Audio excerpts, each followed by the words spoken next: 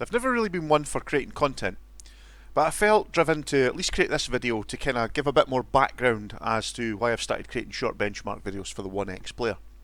Now, my personal preference has always been towards handheld gaming. Now, over the years I've had a number of TV consoles, I've also had quite a few incursions into PC gaming, but I've always gravitated back towards handheld gaming. And though I've never really 100% gelled with Nintendo, I do actually own a few Nintendo handhelds. I guess I can sum up my love of handheld gaming as always of having backed the underdog, and that's always meant I've pretty much backed the losing side. Now, if I went through my collection chronologically by age, I'd be here for about 18 to 24 months before I ever actually started reviewing the OneXPlayer. So I've just skipped straight to OneXPlayer reviews, but I will perhaps come back to reviewing some of the products I already own. I've got a handful of PSPs, one for every model basically. I've got a handful of Vitas, a couple of LED ones at that. I've also got various Nintendo products, and my favourite's actually the Game Boy Micro Advance. I've even got 4 Atari Lynx consoles, plus Comlinks cables and some duplicate games just so we can do multiplayer. As well as some less common stuff like the Neo Geo Pocket Color, which didn't seem to sell very well. And no retro console would be complete without a heap of retro handheld emulators such as the Dingu A320 or the GP2X handheld, or more legitimate emulators like the Evercade, or in my case I've also got a GPD Win 1, the original model. So I'll just jump right in with my latest purchase, the Steam Deck, or at least I would, if I'd been one of the lucky scalpers, sorry I mean reserves, who'd snagged a 2021 Q4 place in line. I, like probably hundreds of thousands of other people, was primed and ready at my local release time of 6 PM on the 16th of July. I clicked my chosen device, the 512 gig model, clicked reserve and was presented with a message, "You've tried to reserve too many times," or words to such effect, resulting in an immediate facepalm. No, this was my one and only attempt at reserving, so I battled on with Valve's reserving process. I tried ordering a 256 model, a 64 gig model, but no, I just couldn't get a reserve. So dejected I gave up for 90 minutes, accepting that I probably wasn't going to be one of the early reserves. But then on the 91st minute I thought, I'll try one more time. And success! I managed to reserve a 512 gig model. So roll on a few months and it became evident that I probably wouldn't be one of the lucky Q4 2021 deliveries. But Q1 2022 was okay, right? And then it was confirmed Q1 2022.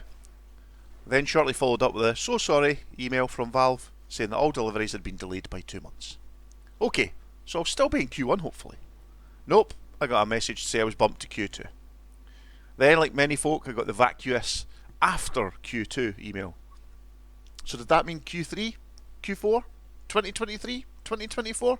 No one knew. And finally, deliveries began in March 2022. And by the end of the month, I had a finally confirmed date of Q3. Phew, finally. But I wanted something to game on now. So I had access to a Ryzen powered PC at home with an OK RX 5500 XT. And I do game on that occasionally, but I like to couch game on a handheld. I spend my working day sitting in front of a PC, so in the evening if I want to do some gaming, I want to do it where I'm relaxing on a sofa. So what to do? Acceptable waiting another 6 months? Or buy something else? Well, answer's obvious really. Buy something else. So I spotted the OneXPlayer AMD model, the 4800U one, and on paper it seemed like it might scratch the itch I had for PC gaming from my sofa. And best of all, because the new 5700U had just been released, the 4800U was being discounted online. So before I could change my mind, I clicked buy, and here we are. Will I still get the deck? Probably. Will I keep it? Perhaps. That'll all depend on how I get on with the OneXPlayer for the next 6 months, and how the OneXPlayer stacks up against the deck when it finally arrives.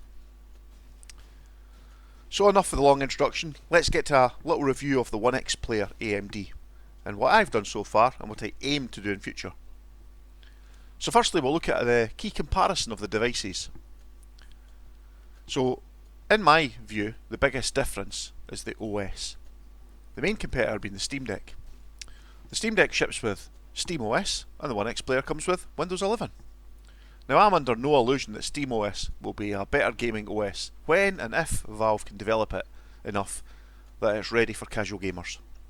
In my case, at the time of writing this little script, 41% of my Steam library was verified or at least playable.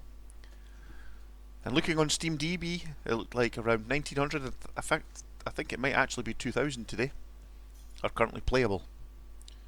The One X so far has proven to be compatible with all of my games across all of the launchers I've tried. But yeah, it's Windows 11, so it's not really a gaming OS. I can accept that for what it is. The OneXPlayer is a PC that can do gaming in handheld form, but it's not a console. The Deck is a gaming PC in handheld form, but with a more user-friendly console-like interface, which is great and will help it sell millions versus more niche products like the OneXPlayer. Both the OneXPlayer AMD and the Deck are Zen 2 based. The Deck has 4 cores and 8 threads in its CPU with an integrated 8-core RDNA 2 graphics APU in it. And the OneXPlayer has 8 cores, 16 thread CPU with an integrated 8-core Vega graphics. So based on compute, the OneXPlayer is definitely beefier than the Deck. But the Deck has a much more modern graphics chip. So, can the OneXPlayer compete? Well, thankfully, AMD support the 4800U pretty well, as it's used in a lot of laptops. And while the Vega graphics is definitely a bit older, it's still capable enough, thanks to good driver support from AMD. The Deck comes in 3 flavours, but really, there's only one real key change, and that's the storage. Now, I've gone for the 512GB model. The OneXPlayer 4800U is a single model, fitted with a 1TB NVMe drive. And the reason I picked the OneXPlayer over the Aya Neo? Well, 1, the Aya Neo was more expensive for the same processor spec, and 2, the OneXPlayer had a microSD slot, like the Deck. Now, I already have a Team Go 512GB microSD card, which I actually bought a wee while ago to put in the Steam Deck when it arrived, so I thought I'll just use that. And that's currently holding my Epic Games library, and also a few retro emulation titles. I've been trying some PS3 emulation. As for screen, the Deck has a 7-inch 1280 by 800 display, and the OneXPlayer has an 8.4-inch 2560 by 1600 display, which is why the OneXPlayer is a bit of a chunky boy, I would say. There's nothing shy or retiring about the OneXPlayer. It's big, it's weighty, it's audible, and it's visually in your face with its bright orange highlights. The battery capacity is also another area I find interesting. Steam Deck ships with a 40 Wh battery versus the OneXPlayer AMD, which is a 59 Wh pack, which equates to a 47.5% increase in usable capacity. So while the OneXPlayer typically uses more power under load than the more efficient Deck, it's got a good deal more capacity to play with. I've seen various videos on YouTube with Deck owners showing things like Cyberpunk running at 9 watts capped and graphics setting to 800p and getting around 29 to 30 FPS in busier areas with the odd dip lower. So far in my testing, I've been seeing around 40 FPS with sort of similar settings, but running the CPU at anything north of 16 watts. I'm hoping the Deck will show around 2 to 2.5 hours worth of gameplay. So although the OneXPlayer is using a lot more power than the Deck, it should run for about the same amount of time and graphically look pretty similar. So far in my short experience with the OneXPlayer, I've used a couple of methods to reduce power draw and increase battery life. The first, and probably the simplest solution, is just to use Windows built-in power plans.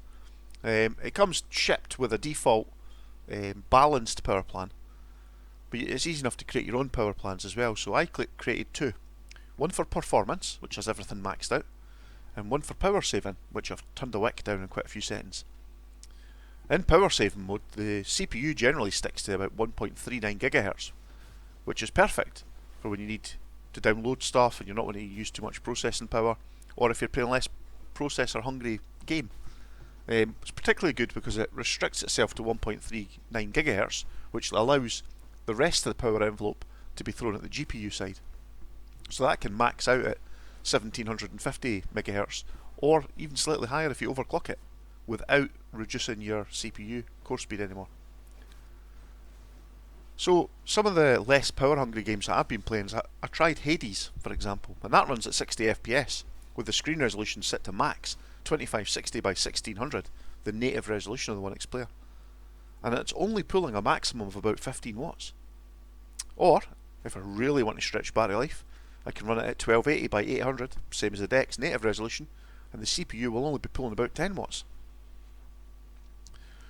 Another alternative to battery saving is, and this is probably a slicker method, is to use the Amd Apu Tuning Utility that's been created.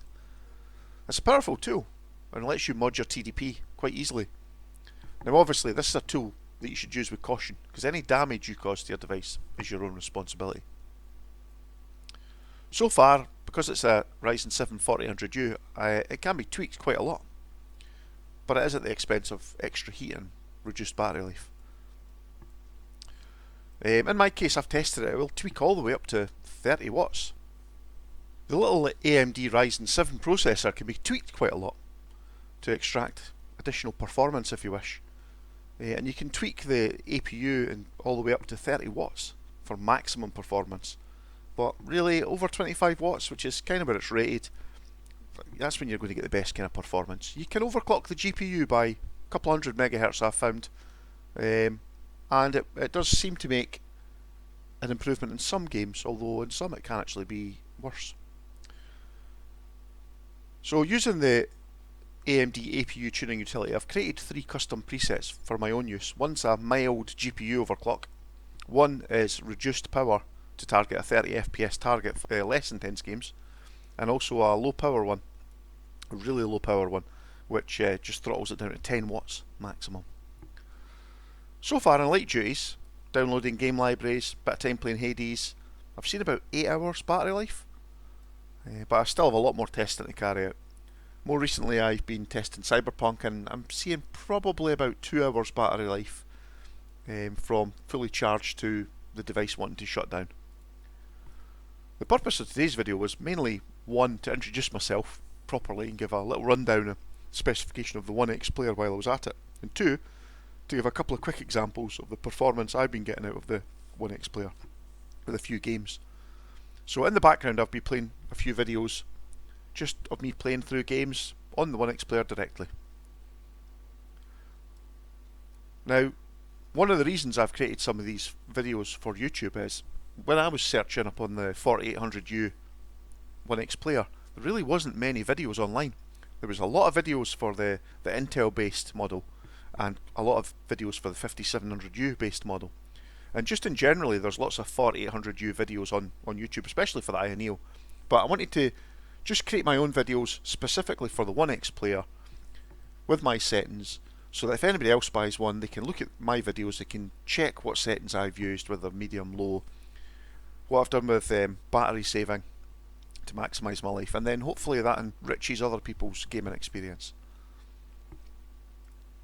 So I think that's enough for me on this video, so thanks for listening in. I do aim to create more content. It's quite easy to go through games that I've already spent time on setting up and create a quick rundown, sort of 3 to 5 minute video, just showing the settings I'm using, quick bit of gameplay, and then a sign off. So I'll carry on doing that. If I keep getting positive comments and likes, I'll carry on. If not, I might just change the way I'm doing things. If anyone has any suggestions on content they would like, feel free to drop me a line. And if you like this video or any other videos you've watched, please like and subscribe. Thank you.